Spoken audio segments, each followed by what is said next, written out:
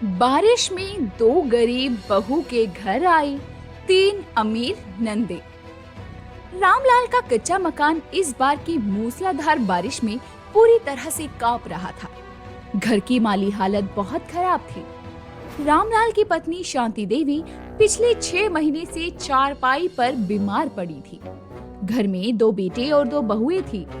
बड़ी बहू सुमन दिन रात सिलाई मशीन चलाकर मोहल्ले के लोगों के कपड़े सिलती ताकि सास की दवाइयों का खर्च निकल सके। छोटी बहू अनीता पूरे घर का काम, चूल्हा चौका और सबकी देखभाल बहुत सलीके से करती। दोनों बहुएं अपनी गरीबी से समझौता कर चुकी थी, लेकिन उनके चेहरों पर कभी भी कोई शिकायत नहीं थी। बड़ा बेटा माधव एक फैक्ट्री में मजदूरी करता था और छोटा बेटा सुरेश एक परचून की दुकान पर काम करता था। आज सुबह से ही तेज मूसलाधार बारिश हो रही थी। बहू, बहुत खांसी आ रही है, जरा एक घूंट गर्म पानी पिला दे।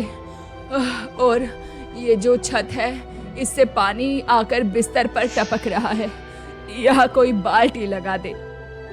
जी माँ जी, मैं अभी गर्म पानी लाती हूँ। मैंने बाल्टी रख दी है, आप चिंता मत कीजिए। सुमन दीदी, आप मशीन बंद कर दीजिए। इतनी कम रोशनी में कपड़े सिलेंगी तो आपकी आंखें खराब हो जाएंगी। क्या करूं अनीता, परसों मोहल्ले वाली ताई को ये ब्लाउज देना है। अगर सिलाई के पैसे नहीं मिले तो कल माँ जी की खांसी का सिरप कैसे आएगा। माधव जी की भी तनख्वाह मिलने में अभी पूरे 10 दिन बाकी हैं। तभी बाहर से एक जोर का हॉर्न बजा और पानी के छपाकों की आवाज आई। रामलाल ने खिड़की से झांक कर देखा तो दरवाजे पर 2 बड़ी बड़ी गाड़ियां खड़ी थी। गाड़ियां देखकर रामलाल के माथे पर चिंता की लकीरें उभर आई। ए माधव, ए सुरेश, अरे जरा बाहर जाकर देखो, तुम्हारी तीनों बहनें अपने अपने पतियों के साथ आई है। हे भगवान, इस आफत की बारिश में ये लोग अचानक कैसे आ गए हैं? अरे घर में तो बैठने की भी सूखी जगह नहीं है, अब क्या करें हैं? माधव और सुरेश ने दौड़कर दरवाजा खोला। बाहर रामलाल की 3 बेटियां कामिनी, रागिनी और मोहिनी अपने पतियों के साथ खड़ी थी। तीनों बहनें बहुत अमीर घरों में शादी करके गई थी और अक्सर अपने मायके आती रहती थी, लेकिन इस बार पूरी बारात लेकर बिना बताए आ धमकी थी। ये सब पूरी तरह से भीग चुके थे और उनके चेहरों पर बहुत गुस्सा भी था। अरे माधव, जल्दी दरवाजा खोल, हम लोग पूरी तरह से भीग गए हैं। अब क्या हमें पानी में फुलाकर मानेगा? इस कीचड़ भरी गली में हमारी इतनी महंगी गाड़ी फंस गई थी, पैदल चलकर आना पड़ा है हमें। अरे क्या ससुर जी, आपके मोहल्ले की सड़कें तो आज भी वैसी ही है। अरे मेरे 5000 के जूते पूरे कीचड़ में सन गए हैं। जीजा जी, वो बारिश बहुत तेज है इसलिए पानी भर गया है। आप बस जल्दी अंदर आ जाइए, बस बस बस। सब लोग घर के अंदर आ गए। छोटा सा कच्चा घर मेहमानों से पूरी तरह भर गया। तीनों बहनें अपनी महंगी साड़ियां निचोड़ रही थी और उनके पति मुंह बनाकर घर की सीलन को चारों तरफ से देख रहे थे। भाभी, ये लोग तो घर का क्या हाल बना रहे हैं। इस जगह से पानी टपक रहा है तो उस जगह पर सीलन है।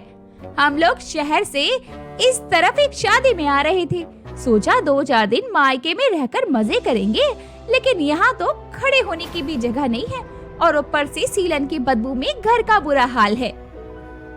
रागिनी, मैंने तो पहले ही कहा था कि सीधे होटल चलते हैं। अब यहाँ इस सीलन में तो मेरा दम घुट रहा है। ससुर जी, आपके यहाँ कोई अच्छा हीटर या एसी नहीं है क्या? कपड़े कैसे सूखेंगे? सुमन और अनीता तुरंत रसोई में गई।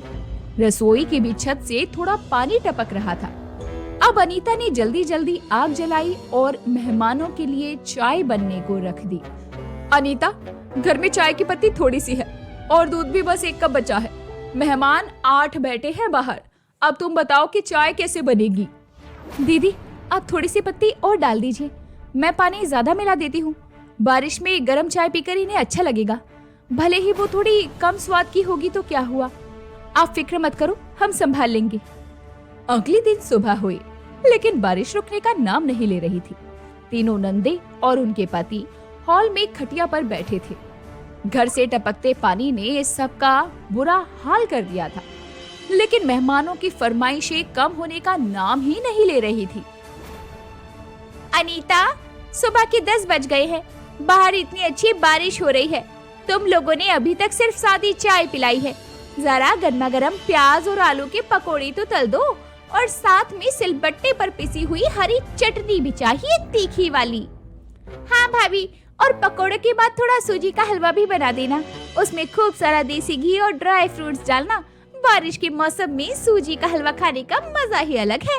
हाँ हाँ हाँ हाँ।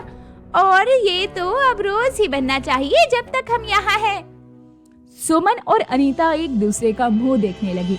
घर में ना तो बेसन था, ना देसी घी, ना सूजी, ना ड्राई फ्रूट्स, तो सवाल ही नहीं उठता था कि हलवा कैसे बने। लेकिन मेहमानों की बात को टालना बहुत बुरा था, क्योंकि आज भी कहा जाता है कि अतिथि देवो भव।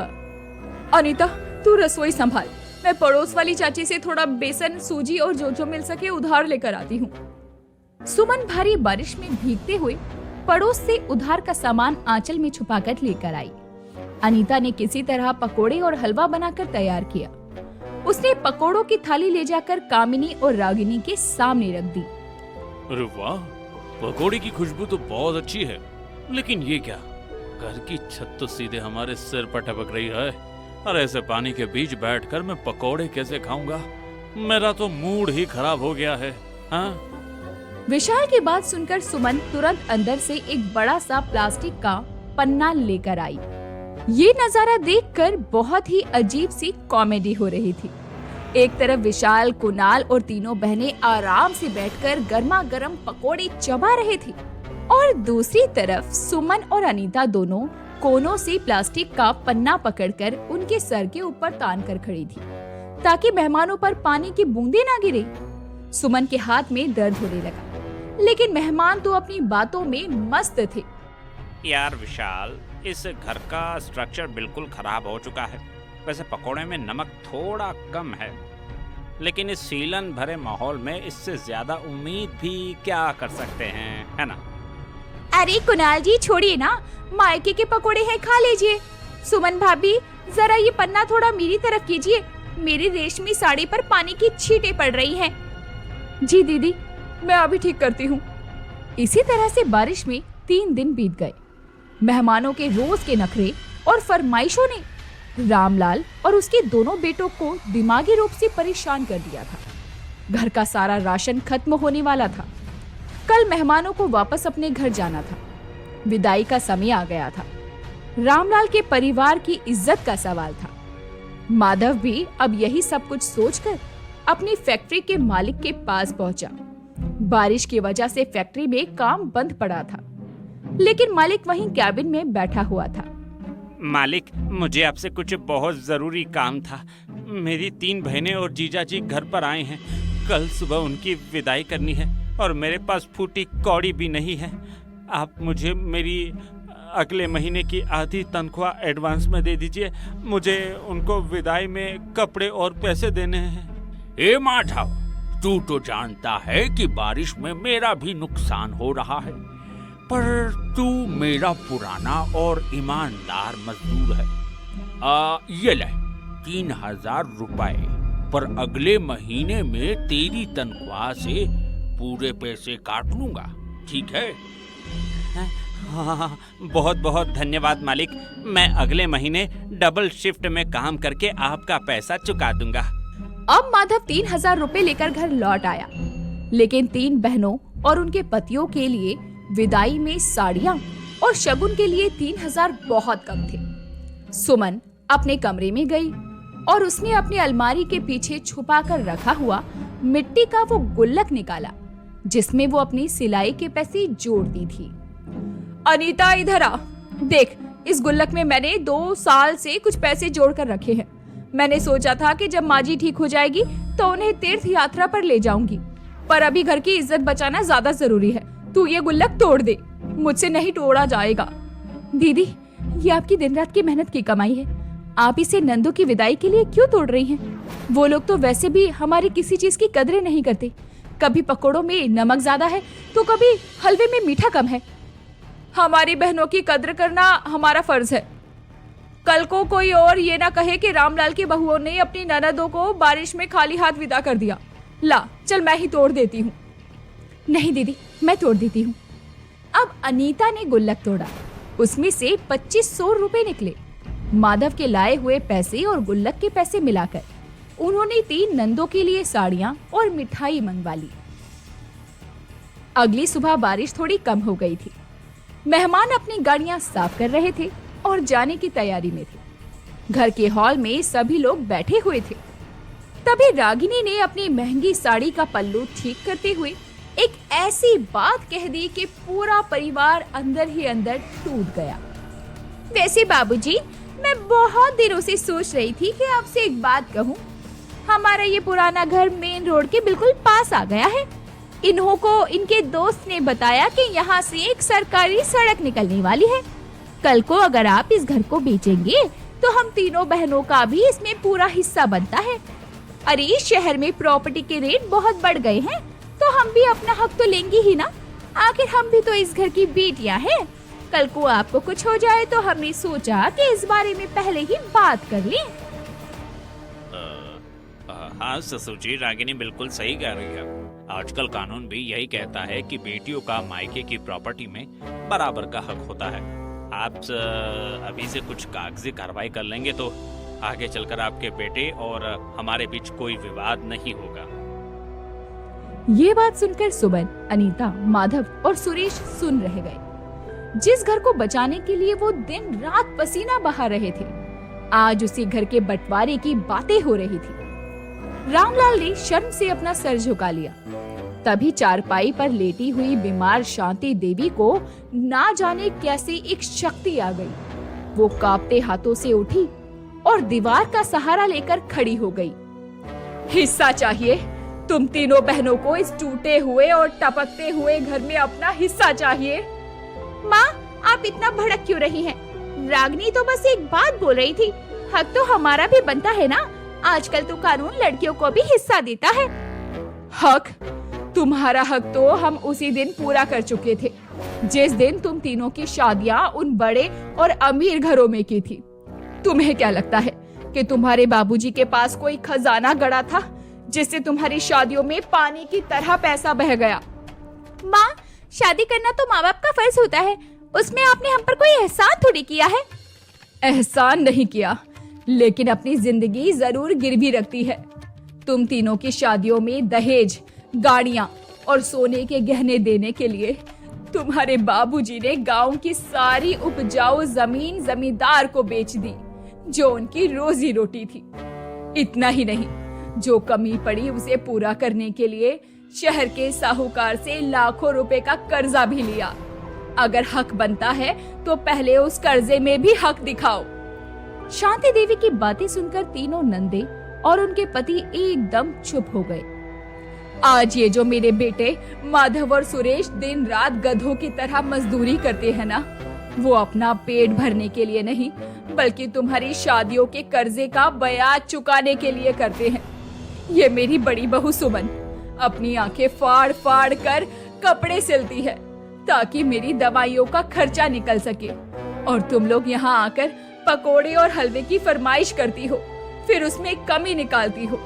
अगर असली हक चाहिए तो घर की जिम्मेदारी में भी हक दिखाओ। मेरे बेटे दिन रात मेहनत करते हैं, घर की छत की मरम्मत नहीं करवा पाते, और तुम छत की बुराई करती हो। हक दिखाना है तो वहाँ भी दिखाओ। माँ, हमें ये सब कुछ नहीं पता था। बाबूजी ने हमें कभी कुछ नहीं बताया। कैसे बताते? अरे वो तो बस ये चाहते थे कि उनकी बेटियां अपने अमीर ससुराल में सर उठाकर जिए। कल रात माधव अपनी फैक्ट्री के मालिक से पैरों में गिरकर एडवांस पैसे लेकर आया ताकि तुम तीनों की विदागिरी में पैसे कम ना पड़े। मेरी बहू सुमन ने अपनी सिलाई के पैसों का गुल्लक तोड़ दिया जो उसने मेरी तीर्थ यात्रा के लिए जोड़ा था, सिर्फ इसलिए ताकि तुम 3 अमीर नंदों को महंगी साड़ी दे सके, जिसमें भी तुमने नुक्स ही निकाला। शांति देवी बोलते बोलते हाफने लगी। अनीता ने तुरंत उन्हें सहारा दिया और कमरे में एकदम सन्नाटा छा गया।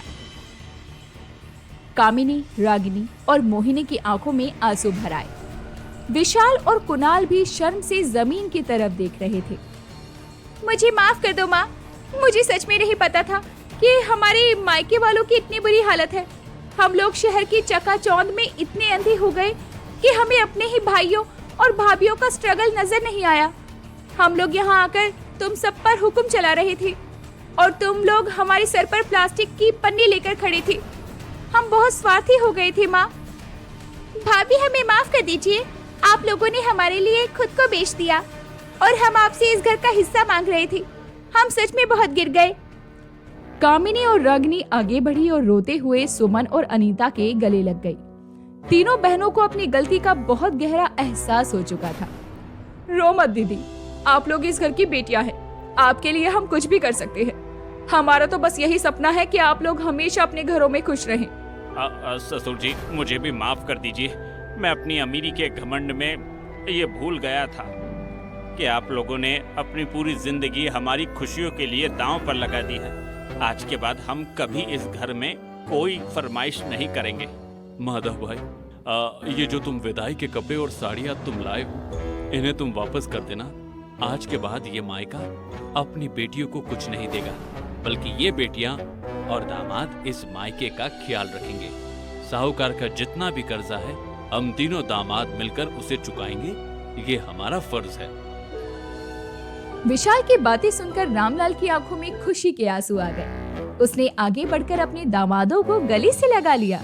मुझे पैसों की कोई जरूरत नहीं है बेटा, तुम लोगों ने मेरी बेटियों को खुश रखा है, मेरे लिए यही काफी है। आज तुम लोगों ने मेरा दिल जीत लिया। बारिश अब पूरी तरह से रुक चुकी थी और आसमान साफ हो चुका था। तीनों बहनें अपने भाइयों और भाभियों से बहुत ही प्यार और सम्मान के साथ विदा हुई। वो समझ चुकी थी कि जो प्यार और त्याग इस गरीब मायके की टपकती छत के नीचे है, वो दुनिया के किसी अमीर महल में भी नहीं मिल सकता। सुमन और अनीता ने हाथ मिलाकर उन्हें विदा किया और फिर से अपने कामों में लग गई। लेकिन आज उनके चेहरों पर एक अलग सा सुकून था, क्योंकि उन्होंने अपनी मेहनत और प्यार से ना सिर्फ अपनी इज्जत बचाई थी, बल्कि घमंड और लालच को हमेशा के लिए हरा दिया था। दोस्तों, क्या आपके घर भी कोई ऐसा मेहमान आता है जिसे आप पसंद नहीं करते, लेकिन फिर भी हमारे घर के बड़े उसकी इज्जत करने को कहते हैं? तो ऐसे में क्या ये सही है और क्या ये गलत है? क्या अतिथि देवो भव होना चाहिए या फिर अतिथि भागो यहाँ से होना चाहिए? हमें कमेंट बॉक्स में कमेंट करके जरूर बताएं।